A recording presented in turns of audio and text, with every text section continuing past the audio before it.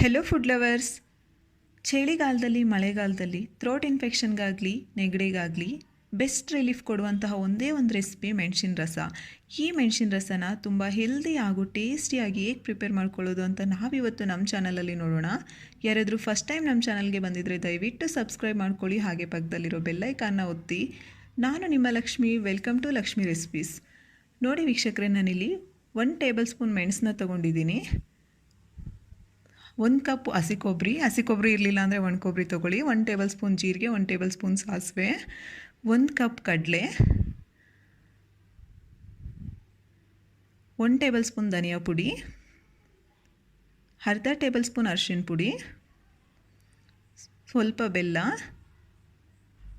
ಸ್ವಲ್ಪ ಕೊತ್ತಂಬರಿ ಸೊಪ್ಪು, 4 ಟೇಬಲ್ ಸ್ಪೂನ್ ಎಣ್ಣೆ, ರುಚಿಗೆ ತಕ್ಕಷ್ಟು ಉಪ್ಪು. ನಾನಿಲ್ಲಿ ಅರಳುಪ್ಪು ತೊಗೊಂಡಿದ್ದೀನಿ.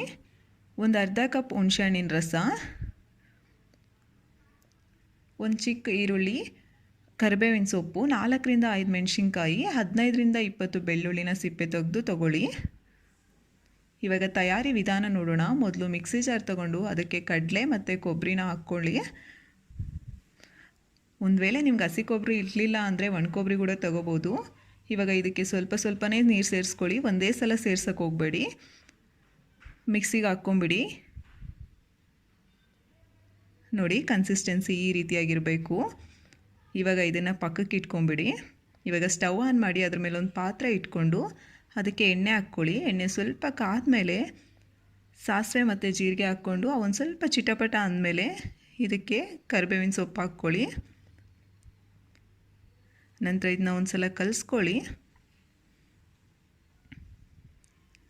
ಇವಾಗ ನಾವು ಮೊದಲೇ ಕಟ್ ಮಾಡಿ ತೊಗೊಂಡಿದ್ವಲ್ಲ ಈರುಳ್ಳಿ ಬೆಳ್ಳುಳ್ಳಿ ಕೂಡ ಸೇರಿಸ್ಕೊಳ್ಳಿ. ಇದನ್ನು ಮೀಡಿಯಮ್ ಟು ಲೋ ಫ್ಲೇಮಲ್ಲಿ ಅಡ್ಜಸ್ಟ್ ಮಾಡ್ಕೊತ ಪ್ರಿಪೇರ್ ಮಾಡ್ಕೊಳ್ಳಿ. ಕಲಸಿ ಎಲ್ಲವನ್ನೂ ಒಂದು ಸಲ ನೋಡಿ, ಇಷ್ಟು ಫ್ರೈ ಆದರೆ ಸಾಕು. ಇವಾಗ ಇದಕ್ಕೆ ಮೆಣಸಿನ್ಕಾಯಿ ಹಾಕ್ಕೊಳ್ಳಿ.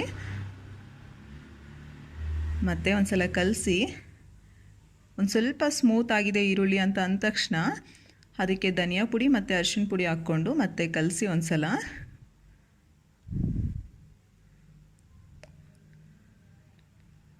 ಒಂದು 30 ಸೆಕೆಂಡ್ ಕಲಸಿದ್ರೆ ಸಾಕು. ನಂತರ ಇದಕ್ಕೆ ಹುಣಸೆಹಣ್ಣಿನ ರಸ ಹಾಕ್ಕೊಳ್ಳಿ.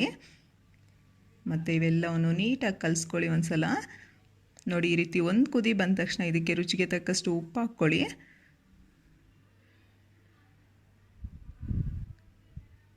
ಇವಾಗ ಇದಕ್ಕೆ ನಾವು ಮೊದಲೇ ಮಿಕ್ಸಿ ಮಾಡಿಟ್ಕೊಂಡಿದ್ವಲ್ಲ ಪೇಸ್ಟ್ನ, ಅದನ್ನು ಸೇರಿಸ್ಕೊಂಡು ಮತ್ತೆ ಎಲ್ಲವನ್ನು ನೀಟಾಗಿ ಕಲಿಸ್ಕೊಳ್ಳಿ. ಮಿಕ್ಸಿ ಜಾರಲ್ಲಿ ಒಂದು ಸ್ವಲ್ಪ ಉಳಿದಿತ್ತು, ಅದಕ್ಕೆ ನಾನು ನೀರು ಹಾಕಿ ಮತ್ತೆ ನೀರನ್ನ ಹಾಕ್ಕೊಂಡೆ. ನಾನಿಲ್ಲಿ ಸುಮಾರು ಒಂದು 4 ಕಪ್ ನೀರು ತಗೊಂಡಿರ್ತೀನಿ. ಇದು ಸುಮಾರು 1 ಲೀಟ್ರ್ ಇರುತ್ತೆ.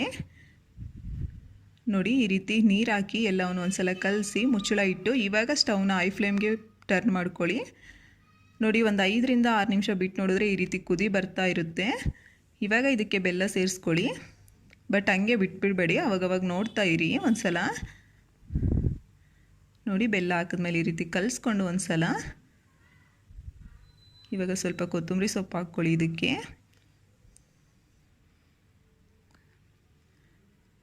ನೋಡಿ, ಇಲ್ಲಿ ಮೆಣಸನ್ನ ನಾನು ಈ ರೀತಿಯಾಗಿ ಕಚ್ಚಾ ಪಚ್ಚ ಕುಟ್ಕೊಂಡಿದ್ದೀನಿ. ತುಂಬ ನುಣ್ಣಗೆ ಮಾಡ್ಕೋಬೇಡಿ, ಈ ರೀತಿ ಕುಟ್ಕೊಂಡ್ರೆ ಸಾಕು. ಇದನ್ನು ನೀವು ಮತ್ತು ಮೆಣಸನ್ನ ಕೂಡ ಇದಕ್ಕೆ ಹಾಕ್ಕೊಂಡು ಕಲಿಸ್ಕೊಳ್ಳಿ ಎಲ್ಲವನ್ನು. ಮೆಣಸು ಹಾಕಿದ್ಮೇಲೆ ಒಂದು 5 ನಿಮಿಷದಲ್ಲಿ ಪ್ರಿಪೇರ್ ಆಗಿಬಿಡುತ್ತೆ ನಿಮಗೆ ಮೆಣಸಿನ ರಸ.